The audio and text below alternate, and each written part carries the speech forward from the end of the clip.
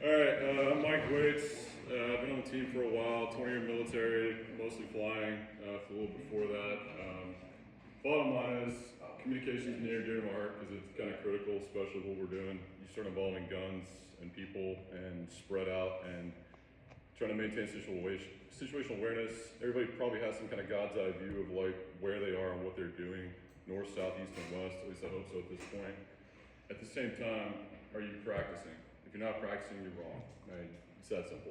Are you dry firing your gun? Are you cycling? Are you doing mag changes? Are you shooting probably once a month? If you're not, you're wrong. So, sorry, that military background and that angry lieutenant in me may come out. Don't take it personal. Don't take it personal. All right, so what I got here is a really old video. I was not very old mono when this happened, but it kind of illustrates how hectic things can get even if you are a seasoned professional or a four-ship flight lead like this guy was. There's 4 F-16s, they're getting launched on. These guys are doing something called SEAD, suppression of enemy air defenses. So what they're doing in Iraq is they're trying to kill the bad guys SAM, surface-to-air missiles, which were brought to them by the Russians. So we're very good at doing it. However, if you get 6 missiles shot at with 1 airplane, you're having a bad day because you run out of things that make those missiles go bye-bye. His goal was to shoot the missile sites or the radar sites before they could launch on them. That didn't work out so good. They were the first guys very early on in the war. So I'm gonna play like a minute or 2 of this. You guys can get the picture real quick. So put on your listening cap because it's not super loud.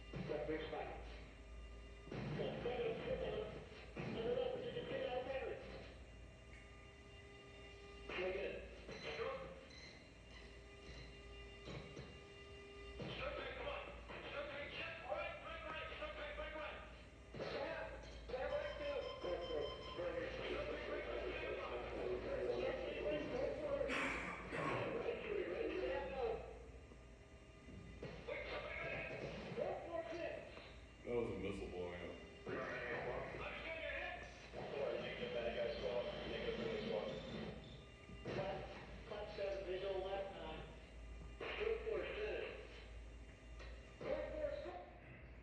All right, so big picture, you may or may not know what you just saw, that's okay. What you should have seen or heard, more to the point, is you got 4 airplanes, they're all talking. You got GCA or ground control also talking, all at the same time, and they know exactly where each other is, what's happening. You heard defending, you heard the word stroke a bunch of times. That's because there's a call sign, stroke 1 through 4. This is stroke defending, that means as a formation, you need to all be defensive posture, you need to be looking for it. You heard SA-2 a couple times maybe. An SA-2 is a missile the size of a telephone pole. That ought to get your attention. As a smoke, yeah, we're not getting all the technical stuff. Bottom line is, it was ugly for them. Flight lead and all of them got shot at 6 times. And there were missiles detonating. If you watch the whole video, you'll see smoke trails where the missiles were very close to many of those guys. So as hairy as that was, like death imminent possibly, they stayed focused, they looked out for each other, they shot bad guys, you were saying that was a bad guy, and they defeated the missile system. So, point being, if you can keep your calm and talk like that with that calm of a radio voice, we can absolutely do it, especially on the easy stuff. Alright, so more is less. I'm gonna read you something real quick. Hang with me. I know you're probably ready for a bathroom break. I was told 9 o'clock, so I'm 5 minutes short on caffeine. So hang in there with me. Alright. 4 May 2010, on a mission with Army Special Forces and Afghan partner forces, Captain Barry Crawford, a Special Tactics Officer of the United States Air Force, faced a numerically superior force of well over 100 entrenched enemy force fighters. As sniper and machine gun fire erupted from surrounding high ground, typically you want to be in the top third of a ridge line when you're going in on foot. They were at the bottom because intel told them there was nobody there. Of course, intel's always right, aren't they? Machine gun fire erupted from the surrounding high ground. 3 Afghan commandos were wounded and 2 were killed. With the medevac helicopter inbound, Captain Crawford ran into the open under fire, signaling the helicopter as his antenna was shot off inches from his face, right here, right shoulder. Even after marking the landing zone, Crawford refused cover. He ran across exposed terrain to engage in individual rifle fire and called in Apache, Eagle, and Hog strafing runs to protect the rescue team and casualties. Then 2 enemy technicals, that's a machine gun in the back of a truck, attacked. Pinning down the aid and litter team, the medevac helicopter took hits and was forced to leave, relieving 1 soldier behind. Crawford decided this was unacceptable, quickly sprinted into the open again, executing a new plan, laying down covering fire. He got the helicopter back in and evac'd the critically wounded commando. During the exfil, over 2 kilometers of steep terrain with minimal cover, his team was ambushed again at close range. Crawford once more sprinted into the open kill zone, firing his weapon and directing 30mm guns from A-10s, Hellfires from drones, and 2,000-pound bombs from F-15s and B-52s. For 10 continuous hours, Captain Crawford directed over 40 airstrikes from over 30 aircraft, while returning fire, maneuvering fire, and personally ensuring his team could escape without massive casualties. For extraordinary heroism under fire, Captain Barry Francis Crawford Jr. was awarded the Air Force Cross, the 2nd highest award for military valor. That's my friend Barry. I taught him to fly. Importance is, he's what's called a combat controller. So you always hear about Navy SEALs because they're loudmouths and they like to write books. Sorry, it is what it is.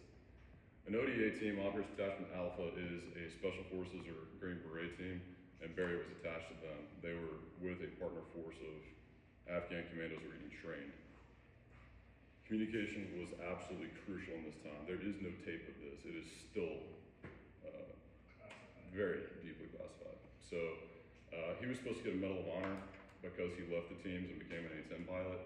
They trashed his Medal of Honor. I've read it. It's the size of a phone book. That's the government we pay taxes to. I'm gonna leave it there, sorry.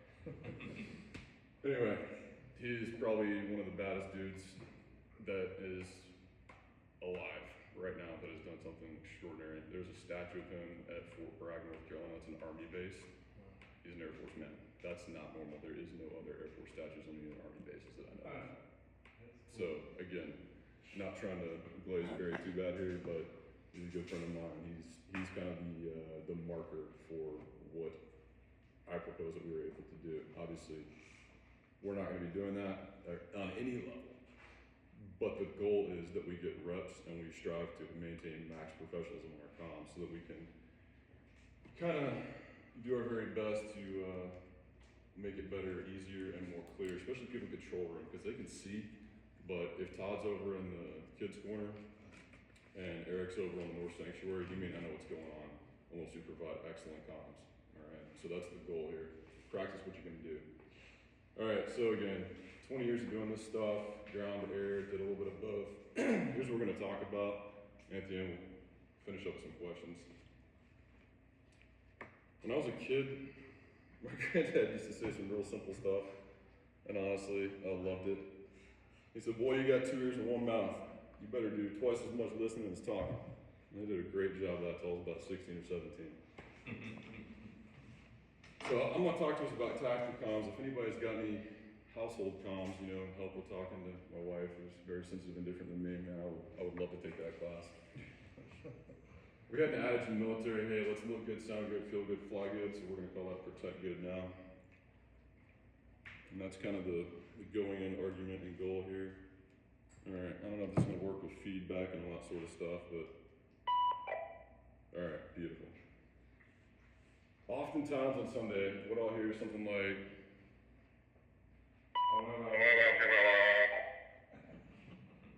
and even if you speak clearly, it might be alright, but it might not be. So, control room, North Sanctuary check, and that comes back. What mistake did I make? What did I do wrong? Yeah. It's all about keying and waiting, right? Check. That's what control room would probably like to hear out of us. They probably don't want to hear. This is Mark North Sanctuary, check. Walking around, getting some coffee. How you doing? We don't need all that, right? So make it crisp. The other thing is, with discipline, make it sound like the guy before you. So if Bill checks in ahead of me, and he says something like, Bill check. I'm gonna respond with, Mike, check. Done. Or maybe he's super quick on the draw and he just goes, check. That's what I'm gonna respond with. The less words, the better off we are, because God forbid something takes off, whether it's Aunt Mabel falls and skins up her knee and needs the medical team quickly to her position, which nobody knows where it is except the person maybe at South Sanctuary or South Lobby. We gotta get that out quickly. If everybody's garbaging up the radio, you can't talk and say that important, critical thing that needs to be said. So how do we do it? Simple. You got a whole bunch of letters up here. I'm gonna walk through it, don't worry. So EFPD is excellent fighter pilot discipline. ESD would be excellent shooter discipline for those. There's no Mike Strauss here. Anyway, you probably back me up on this. It's all about acronyms, right? So just realize excellent discipline means simply, if I don't need to say it, I'm not saying it. I'm thinking about what I'm gonna say before I say it. And then if I'm not certain that it needs to be said, I'm not saying it. You guys remember when we went to Tier 1, they said OODA loop? You know where that came from? John Boyd, fighter pilot, not a shooter. The whole point is observe, orient, decide, and act. Same thing with communications. Observe what's going on, orient yourself to speak to it, decide what needs to be said, or if anything at all needs to be said, and then go ahead, key the mic, and then speak. Always remember, there's a great chance that you just need to shut up. I learned that when I was a lieutenant. Man, half the stuff you think needs to be said doesn't need to be said. At the end of the day, these are kind of the mantras that we lived and died by. So you adapt and overcome. You've heard that one a million times. I'm satisfied. At the end of the day, you need to be able to listen, not just hear the words. You need to process them. You need to let that sit in your brain and roll around in your purple squash for a little while and go, how am I going to use what I just heard? How am I going to execute based upon that so that I can improve? When I make a mistake, I need to go ask somebody who's smarter than me. If I suck at shooting, I'm probably gonna go talk to Mark, probably gonna go talk to Ben. If I want fitness over 40, then I'm probably gonna talk to Bill, you know? Like there's certain things, if I wanna know how to fight better, I'm gonna go talk to Eric. If I wanna be able to do everything well, man, where's Mike Strauss at? But bottom line is, you need to have somebody in your corner that you know who to go talk to get better at it. And so, that's the whole thing about improvement, I think. At the end of the day, be humble enough that if you suck at something, you know that you suck at it and go get some help to get better at it. Alright, so again, 90% of the time, you don't need to say what you're thinking you need to say. So just don't. The other 10%, you're absolutely right, you need to say that. That needs to be said, and it needs to be said in a clear, concise fashion. It's beneficial if it's also cool. Also, it has got to be correct. So you need to think about it before you say it, because if you say east and you meant west, guess what? Control room might can figure it out. Randall probably sees it on the monitors, right? He's a traffic controller. He certainly knows his east from his west. So, in that instance, when the dude unkeys the mic, maybe whoever's in the control room, maybe Pam or Randall's like, confirm you meant west. Yes. So, back each other up. If you know something's wrong and it's time sensitive, again, whether Aunt Mabel sprained her knee or whether some dude's running through the door with a shotgun, make sure it's correct. That's the big thing there. All right. You heard these guys are defending against missiles and stuff, right? Like that's a great time to get a little bit emotional if you are inclined to do so. You know what? Can't do it. You need to put that I'm scared thing on the shelf and like keep moving. So, God forbid, some guy does come through the door with a shotgun and it's not Aunt Mabel down there with a skinned up knee. Yeah, you're probably a little bit nervous. You're gonna get heightened. You're gonna get peaked threats one more time, we need to take a half a second to wait before you start talking and know what needs to be said and how it needs to be said. For instance, North Mike Fending, some help. Did anybody get anything out of that? Nope. Help, I heard help. Help, north. So we've got an idea that if I'm in the south, I'm safe. That's good. I might look north. Maybe we're trying to describe somebody. Same thing. So think about it. I see a guy in a red hoodie, for instance, at church. Do I need to talk about whether he's tall, whether he's a black guy, white guy, or whether he's fit or not? No, he's wearing a red hoodie at church.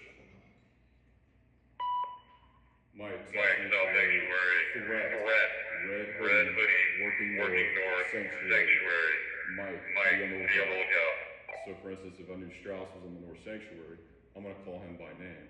If I don't, I'm gonna call by position. Most often, the captains are gonna know who's in the position, but in the heat of battle, they may forget too. So for the most of us, let's talk the position that the threat's going to. Or simply say, South Sanctuary, see a person of interest, tall, white, fit, red shirt, lieutenant, North Sanctuary, intercept. Was that fairly clear? So take your time, think about what you're gonna say, think about what you're looking at, and be clear about are they a threat? Are they a person of interest? If they are, then we can get onto that later, but always be directive with your communications and then descriptive. I want to tell you if it's a threat or not threat. I want to tell you if it's a person of interest. I want to tell you, simple, maybe you don't know somebody on the medical team, but you know Taylor's mic'd up. We know Taylor's like Captain America, so he can shoot good, run fast, and like help people if they're medically hurt. So you might just directly say, if he's mic'd up, he mic'd up with you in the command room or whatever, control room. Taylor, medical situation, East Sanctuary, Mike. Correction. Shoot. The medical team and the CR have got a protocol where we use the term Code 1. Okay. Who does not know that that is the protocol? Okay. So to So, that point, what I'd like to... If any post observes a medical situation of any kind, all you do is say your position, Code 1, done. And all the CR at that point is that there's something, I need to alert medical to go to that post. Is there any question on that? And it's not, Code 1 does not address the severity or lack of severity of a medical situation. It's just medical, period. So don't think that Code 1 is heart attack, stroke, seizure. Code 1 could be a woman who just fell, tripped over her feet, skinned her knee, and we want someone to go bandage her up. Or a kid, something like that. Code 1 has no qualifying category to it, other than the fact it's an alert to the CR and to everybody, because it's on the security channel that it occurs. So if it happens in the kids' corridor, it says, kids' corridor, Code 1, shut up. You've done what you need to say. Now the control room takes over and Pam can address what happens next. Yeah. If I may add, it may not be a physical medical necessity either. We've had a few like psychological where it's like this person's clearly distraught. Right. Why don't we have someone from medical team evaluate? over and Right. just- That's true too. It doesn't matter. Yeah, it can be that too. Someone's just crying their eyes out. Or they're just sitting in a depressed state. You observe them to be depressed. They're sitting there, their heads down. Something doesn't look right. I can't remember Code 1. So- I'll just say medical. Yeah. But try and use the Code 1 because it's less syllables, it's quicker, it's easier, and it's on point. Okay? Any questions on that? So, say, well, I guess some lady just fell out here on the south entrance. That doesn't help us. What helps is if you use the code, use the discipline that Mike's talking about in this specific case. Use the term Code 1 twice. And then the control room contacts them on their discrete radio and says Code 1 location. And now they're on their way. And the captain will know. The captain goes to that location too. You see how the concise part of that and clarity of that is directive and informative? You don't need to go into any details, period. Okay? Any questions on what Code 1 means? Okay. Sorry about that, but I do need to clarify. So for all the people that are in the room that also may not know that, I think we need to give captains, I'm happy to write it up if you want.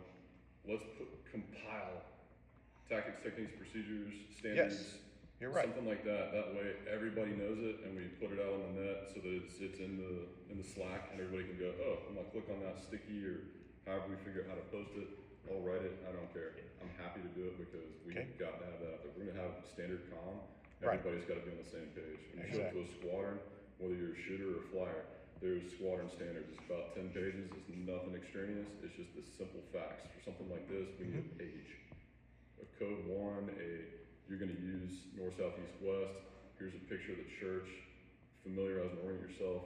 So I think we need something like that so that when guys walk in the door, a brand new guy, he will be just as squared away as everybody else.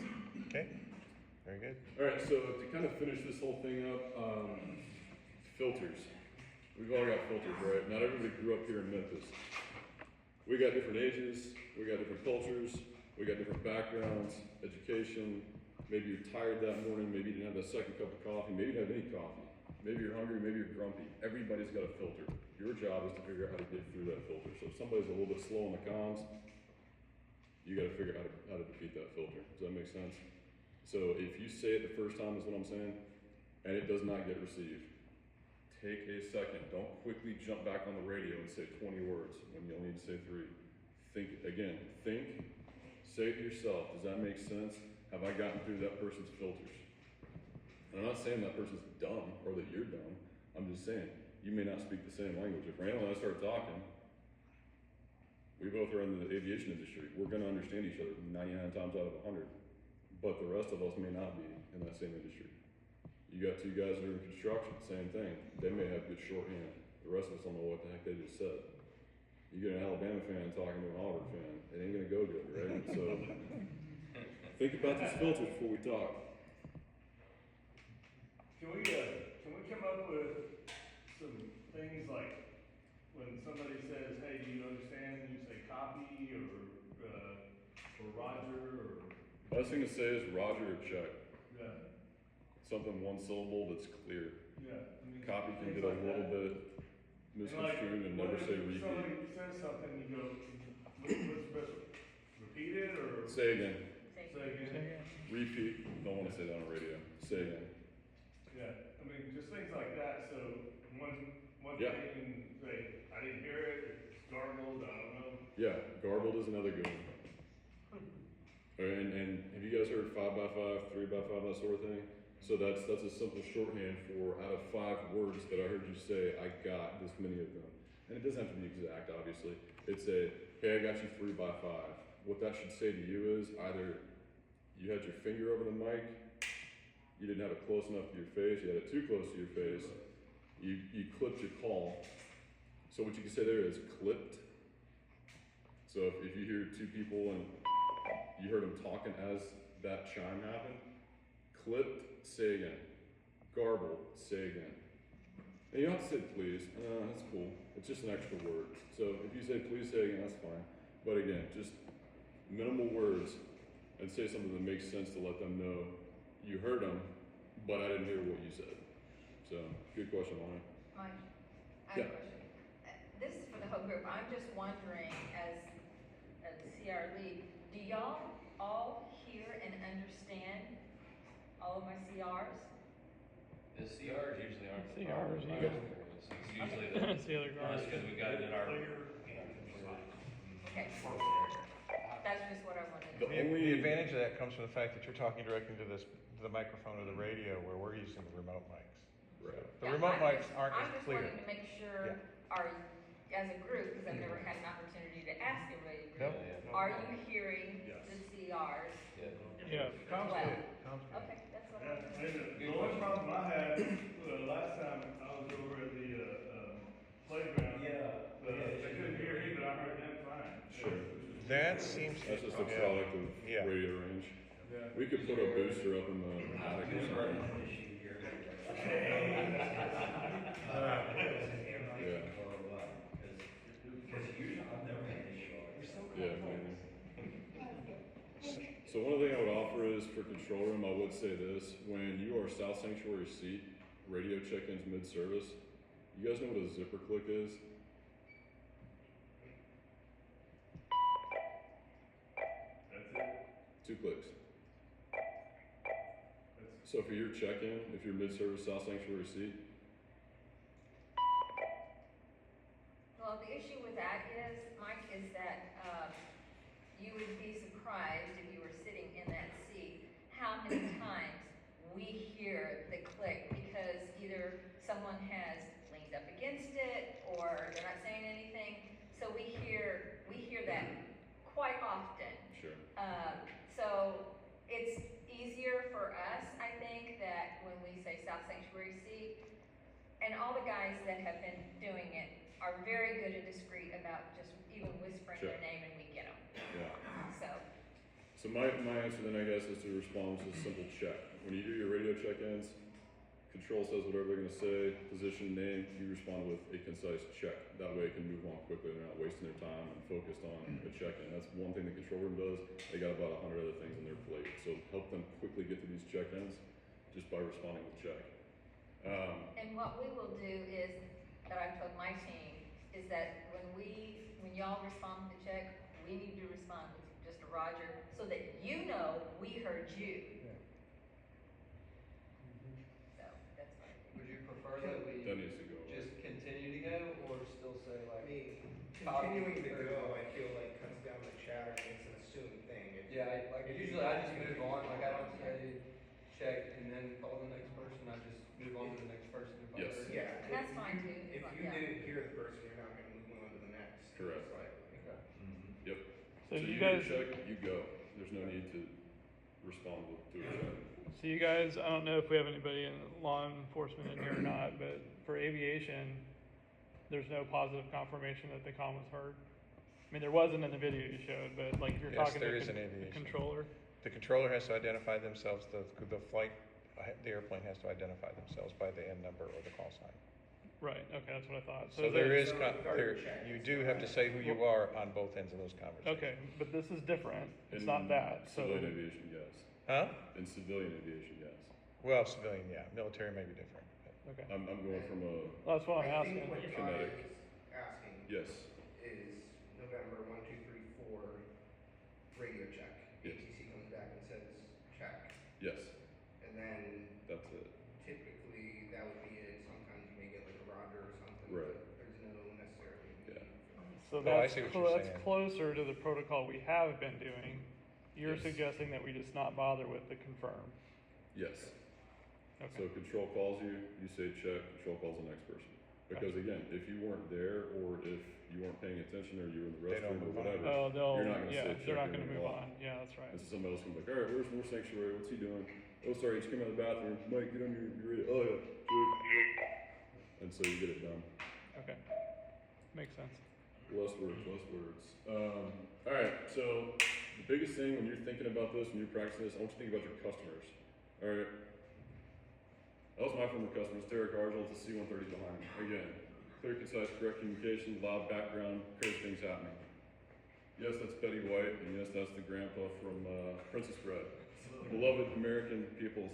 But seriously, I want you to think about and say out loud the people you know in this church, because they're the ones you're protecting.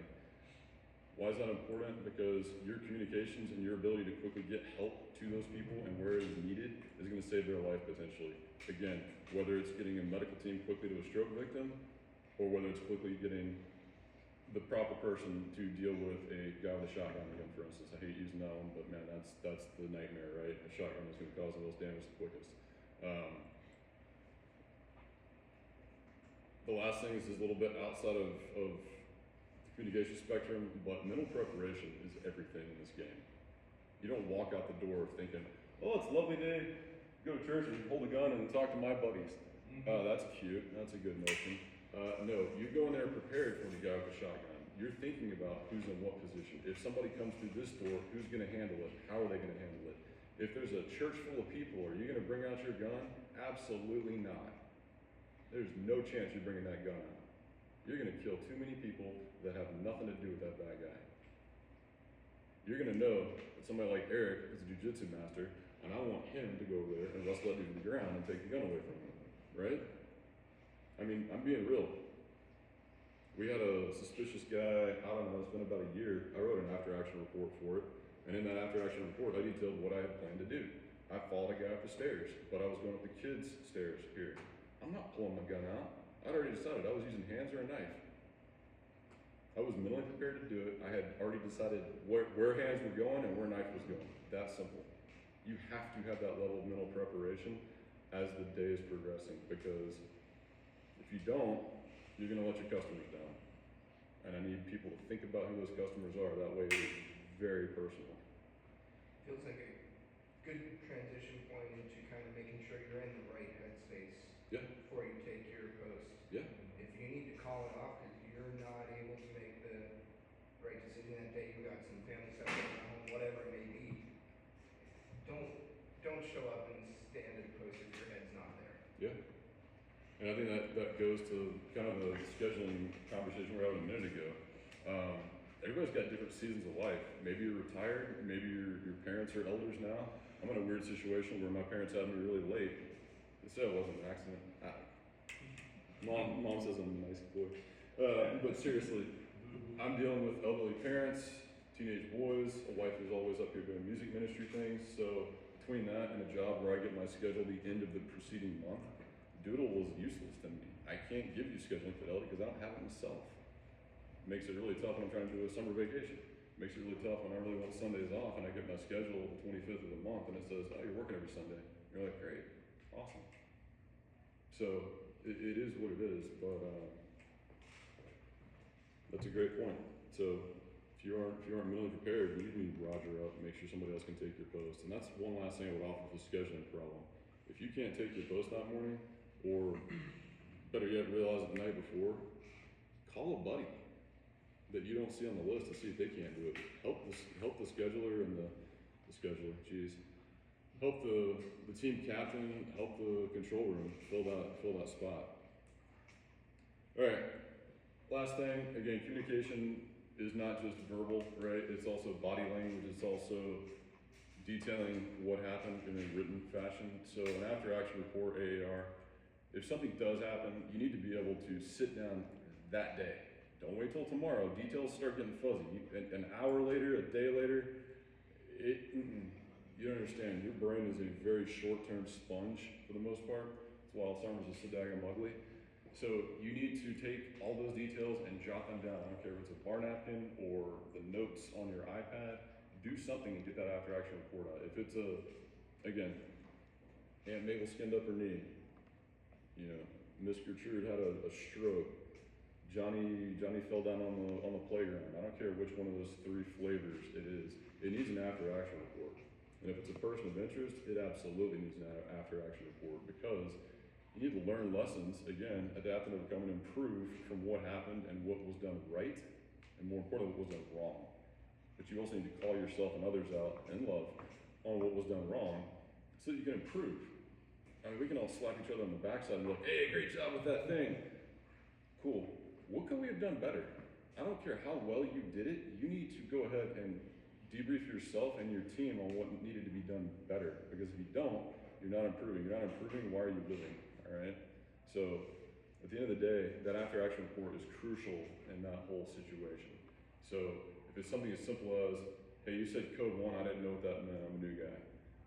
Hey, okay, we're going back to medical. Or, hey dude, let's get that standards comm out there and you new guy need to read that, and that way you know what code 1 is. Something as simple as that, just quicker response and making sure you're getting people what they need. Anyway, your after action report, you want details, you want facts, you don't want to cloud it with feelings, all right? That needs to be out of the equation. This is just the facts, man, Joe Friday, bulletized maybe, or narrative. It really doesn't matter. Just make sure it's very clear, concise, and offers what's up. Big takeaways need to be on there, and maybe that takeaway is, hey, in the event this had gone kinetic, we need to be able to respond with overwhelming speed and violence. So-and-so wasn't in position, he was smoking and joking, talking to Jeff, not paying attention. Okay, hey, dude, where were you on that one? You didn't see the threat, you were talking to Jeff. Jeff's back was to it, it's not Jeff's fault, it's your fault for not paying attention. Or, hey, good job being ready. What were you thinking you were gonna do? Just to be interrogatory and tell the group, hey, what was your plan? Because there were people around. Were you gonna take the guy by hand? What were you gonna do? On the other side of the coin, if you have a person of interest and they're just acting weird, you've got to be able to quickly flip it and go to them with a peaceful, calm demeanor and convey body language was a nice, calm, happy, peaceable, non-threatening person who's just there to hey man, this is church. Hey, are you okay? What can I do for you? Are you here to go to church? Are you here for a Sunday school class? Like, what are you here for? How can I help you? Where can I take you? And don't talk that fast, but convey that calm, easy, even demeanor so they can get what they need. And again, always have your plan B and know what it is.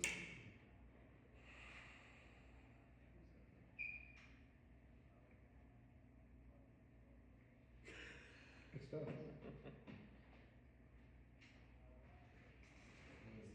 All right, what questions you guys got for me? I know we already talked about a lot of questions already, but nothing?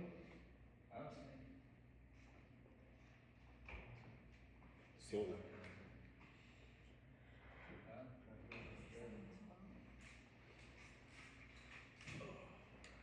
Okay. I think I'm up next, so I'll keep it somewhat short. Thank you, sir. Also, I don't want to go after him next time because he's got cool videos and stuff.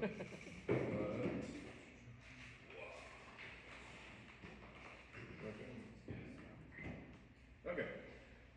Who here has seen something like this before? Anyone? I figured you have. Who here has seen something like this before? They're called different things: risk assessment matrix, rep matrix, risk evaluation. It's all the same thing. It's basically trying to figure out where are we putting our resources, where are we putting our efforts, and where should we be putting them, right? So I'm not gonna. I got 2 slides, so that's all I got. This one is just showing you kind of how this works. You're looking at the likelihood and the severity of the thing, right? The thing that's not on here and can be is how preventable is it, right? So a nuclear bomb, it's pretty dadgum unlikely, but it's obviously the most severe. So if on this chart, it'd be super severe, likelihood pretty unlikely, comes out medium. That's a nuclear bomb. Meanwhile, someone's stubbing their toe. It happens really often, but it's so not severe, it's gonna wind up being very low. It could be very low, medium, or just low. The things that don't even make the list are just like not interested, right? How interested should we be in trying to prep for a biological or radiological attack at church? No. It's just so outlandish, like not putting it there. So I'm trying to tell you guys what was our frame of mind when I put this together, right? What should we as a church, as a security team, be interested in doing? And how can we prepare for it? How can we train for it, right? So that's what this is trying to do. So here's what I came up with. So, and all these things are very, like, you can adjust it, but I figured out, like, the number 1 threat for us, probably gonna be fire, because its severity is pretty significant. It's gonna affect not just the entire building, but more interested in the people. It can affect a whole lot of people. A lot of people can die from it. And it's very possible. We've actually had a fire at the church before that I think Richard was captain on at the time, where one of the AC units caught fire, and there was the question of do we need to evacuate or not, etc. But what if that had really spread very rapidly? More people die from fires than just about any other major thing that you think of. Meanwhile, everything else is going to be lined up in the middle somewhere. Active shooters, bombs, medical emergencies, they're all going to be lined up around the same severity. So we should spend the same amount of time prepping for medical emergencies as we should for an active shooter or a kidnapping, right? So I wanted to differentiate a few things that we thought would be the most likely things that we would essentially be facing. So familial kidnapping, non-familial kidnapping. It's kind of obvious, but familial kidnapping is like, all right, let's say if there's a nasty divorce that's happening or just happened and someone didn't do child custody and they come and take their kid or attempt to take their kid from the kid's corridor, that can get ugly, right? It's really not It's not so much our lane to work that particular thing because, again, violence. This is things that we are going to be working on and need to be aware of, right? If it's a non-familial kidnapping, the odds of that violence and physical threat go way higher.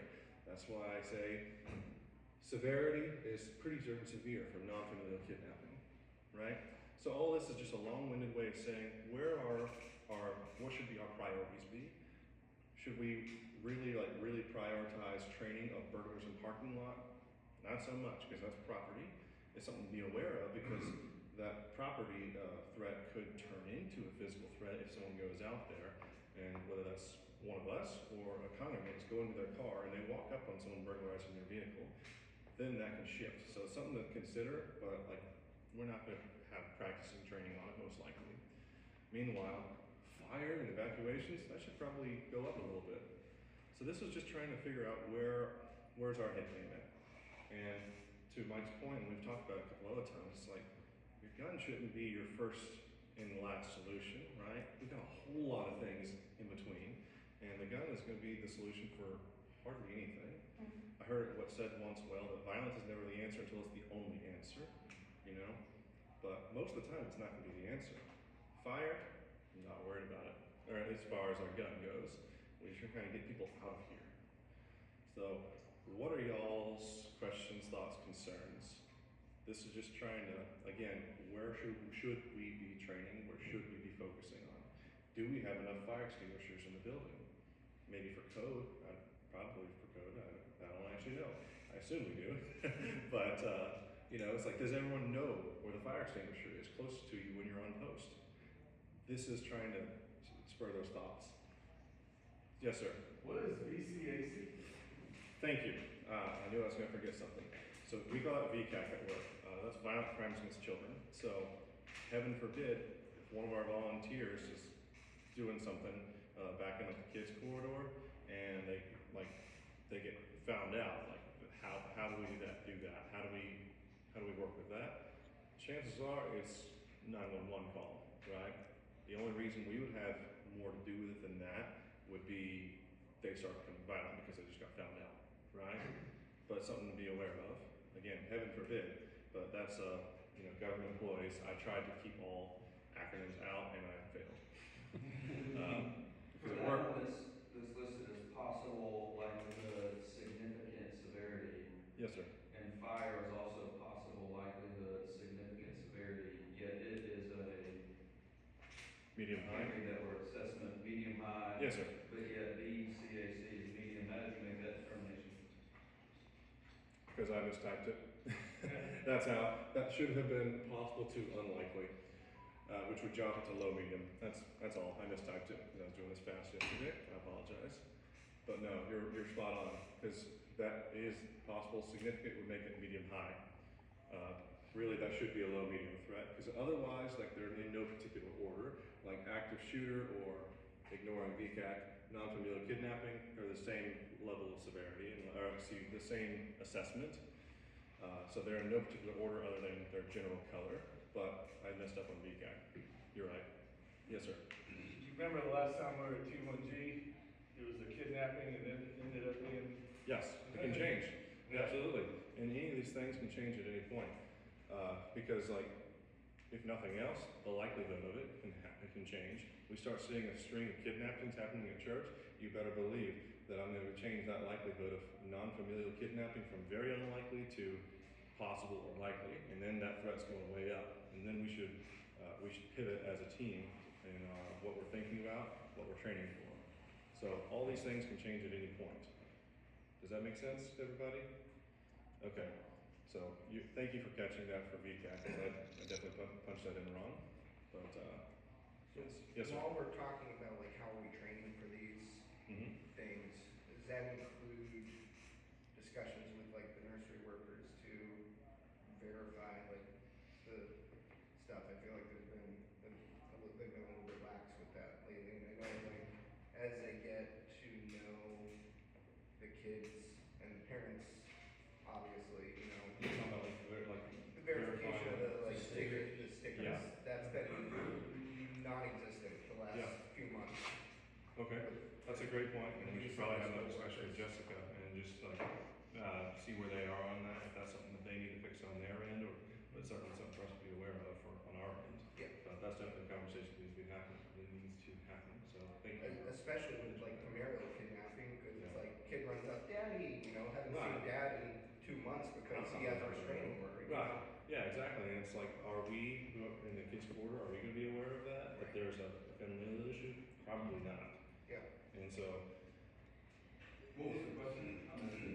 Using the tag. Verify the tags. It's been non-existent, the verification the last few times where Yeah, I've picked up. Okay. we hammer it, but. Well, they did verify my kids, trying to pick them up, the last few times I did, so I don't know, I understand, it's not too widespread, but it's. I think it's the nursery worker. They were like, where's your tag? I was like, I forgot about it. I was just like, I was like, I don't know how to convince you. This is the kid. That's just your face, man. I'm sorry.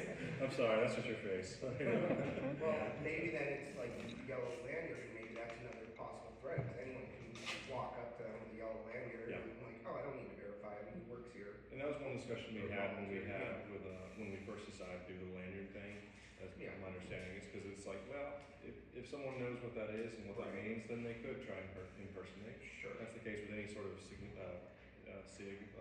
signal identifying gear, right? Yeah. Do you I did have a remember? question, so, we train, I think, obviously active shooter's pretty, we train a lot to shoot, go out to T1G to shoot and stuff, and this could be just because like, I'm into the martial arts thing, so it's kind of like where my headspace is, but, I feel like what you said, a guy trying to pick up his kids to get back to his wife, and there's where it's like, hey, we're expected to stand in that void of like, hey, you can't take your child, Yeah. I'm calling this in, this isn't something I want to step in and necessarily be physical, but you're also not gonna take this child, and I think, we're obviously expected to stand in that void and not allow this parent Yeah. to take this kid that they shouldn't be able to, but we have no training of, well, how do we stop this guy?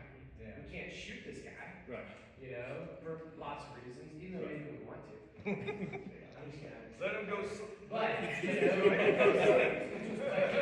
yeah, I'm capable of doing that, but I feel like, we should have some sort of training that fills that void, which I believe is a more likely scenario to happen than all the training we do at T1G, even though I want to do that, and I think that's incredibly important. There needs to be some level of physical training, not to beat people up, not to even hit people or strike people, but learning how to, hey, how do I stop this person who's trying to remove this child, who's willing to beat the crap out of me to get this child out of here? Yep. How do I stand in that void and Exactly. stop that That's a perfect without example. drawing a firearm, which Right. then would escalate and potentially, because once you draw your gun to try to stop this, it's more Right, likely you you're gonna use can't, it. yeah. So, Before that escalates, choosing your words. Yep. right, choosing your words, but oftentimes, like, obviously, yeah, we want to use our words, but we need skills between, Absolutely. afterwards, they're hitting us, before backup, before outside, before police arrive. Yep.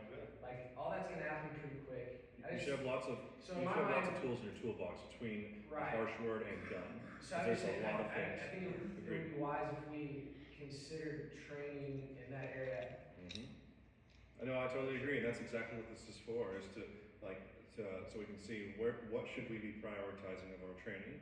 If this was a low thing, like things that are low, even kind of low, medium, not super worried about where we're actually training for those things. It's like be aware of, but we're not gonna spend lots of time and effort, and certainly more money, towards preparing for those things. Because some of those things may wind up being the same response as others anyways, so that's where it's really like we're going to spend time on our medium high and our medium. Notice that we don't have anything that's high. Thank the Lord for that. The only reason we'd have something that was a very high assessment would be like it's super severe and it's super likely. And so praise the Lord for that. That's the only way that turns out to be high. Yes, sir. I mean, one of the things a long time ago we talked about evac. Where do like a tornado happens? Where do we put everybody? Fire happens. How do we get everybody out? I mean, those are things that are very important. Yeah. And more likely than maybe then someone We will roll should. your gun, right. I agree, and that's why, part of why I wanna put this up together, we wanna talk about it, is just to be like, okay, be prepared for not just we need to minister to our people, right? Someone comes in, he's a stranger, seems weird, or whatever, and you might be concerned about him, be his friend first, but be aware, like, he might be a bad actor, right? Because we should be welcoming as a church. We should be welcoming people who are just maybe don't belong in other places, and they're looking for a place to belong, right? They're looking for that family. And maybe, So, go ahead. maybe for a little clarification, the reason that we put this together is to say, well, here's the things that should be on the top of the list that we're training. So as we think about every quarter, as we're doing something, right? Maybe the first quarter we all show up at your gym and throw each other on the mat. Some version of that, right? Because it makes time on the list. So that's the purpose of this thing. Mhm. We'll start mapping out what those trainings are. How do we evacuate? How do we shelter in place? We'll do those sorts of things. Right. Now we've got that list. Yes, sir. One of the things that is happening quite often around here is the guy that comes by the panhandler. Mhm. That happens quite often, looking for gas money, the pretense of looking for gas money, looking for food, and so forth. Yeah. So, I don't know where that would be on the list, but it happens quite often. Okay. So yeah, that can go on the list for sure. I didn't put it on the list because its severity is kind of like negligible as well. So, but that's Just typically the way that we've Yeah. been handling that, they're welcome to come into the service, Right. invite them in there. Mhm. Of Exactly. course, they're watching Yeah. a little bit, and, if it's food you need, we've got food in the kitchen back here. We'll Mhm. I get think some that frozen food and. I think I can speak, I can say this well in saying that if it's not violence, if it's not an evacuation, the answer is probably one of the church staff. And just to be compassionate, like brother or sister in Christ towards them. In that one, I agree. Yeah, it's like let's see their spiritual nourishment while we talk to one of the staff members and how they want to handle it. And that's more Seth's lane than mine. So I imagine you'll address that in. I mean, I can address anything you guys want to. Okay. I wouldn't put that on a quote unquote risk assessment. I don't see Right. anything with a real risk. I mean, it's an anomaly Yeah. because it's not our baseline for Sunday morning church over. But you can connect that person with somebody from Connection Central or a pastor. We get Kevin over there. He's our care pastor, and he and I have talked about how to handle those situations, so he can kind of coordinate that. Okay. Well, that's really all I had is just to bring this to y'all's awareness so we can talk about it. And because, like I said, it is all negotiable, right? I may have said something is significant or severe, but someone else may disagree and say, actually, I think that that's only moderate severity, So it's very negotiable. Does anyone have any questions? And then give you all just probably a real quick break before Seth. Anyone? Go once? Going twice? Sold. Okay. Thanks, guys.